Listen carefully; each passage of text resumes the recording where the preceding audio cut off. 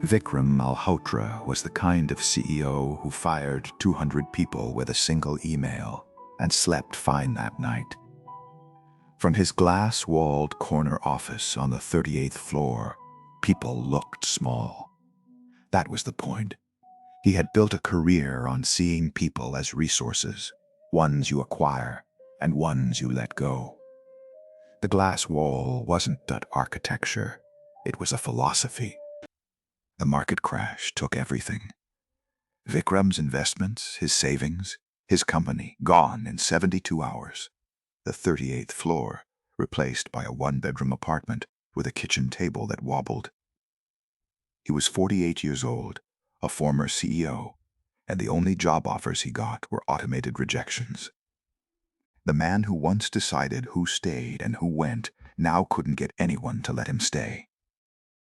Month 4.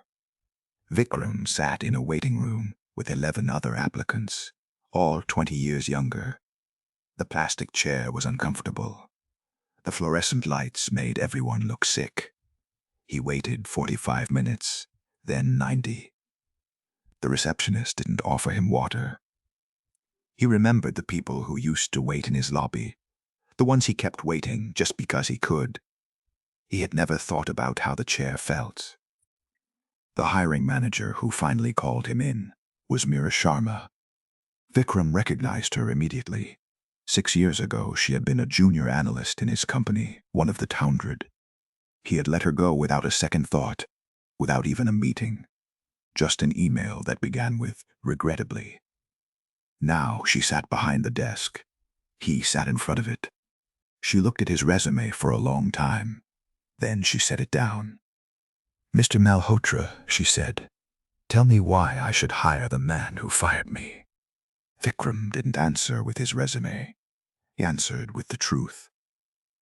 "You shouldn't," he said. "I was a terrible leader. I saw people as numbers on a spreadsheet. I fired you and 199 others without looking any of you in the eye. I thought efficiency was the same thing as leadership. I was wrong." He paused. His voice cracked. "I've spent 4 months sitting in chairs like this, and I finally understand what I put people through. I'm not asking for the job, Mira. I'm asking for the chance to be the kind of person who deserves what." Mira hired him, not for his resume, not out of pity. "Everyone deserves the chance to become someone better," she said. "I needed someone to give me that chance once too." Vikram's new desk was in the open plan area. No corner office, no glass walls, no 38th floor. Just a desk next to other desks, next to other people.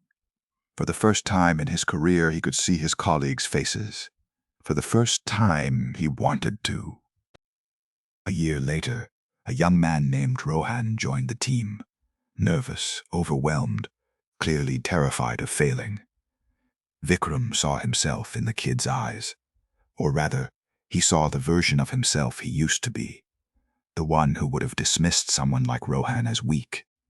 Instead, Vikram walked over to his desk, pulled up a chair, and said the words no one had ever said to him at that age. "You don't have to figure it out alone." The greatest leaders aren't the ones who build glass walls. They're the ones who sit down next to you. The company Mira hired Vikram into had a simple rule painted on the wall. No glass walls. It's meant no one was untouchable, no one was invisible. Every voice mattered. Today, a young team lead sits on the edge of her desk, not behind it, talking with her team like their family. She doesn't know Vikram's story. She doesn't know Mira's.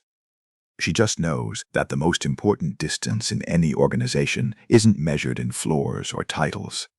It's measured in the space between people. And the best leaders spend their careers closing it.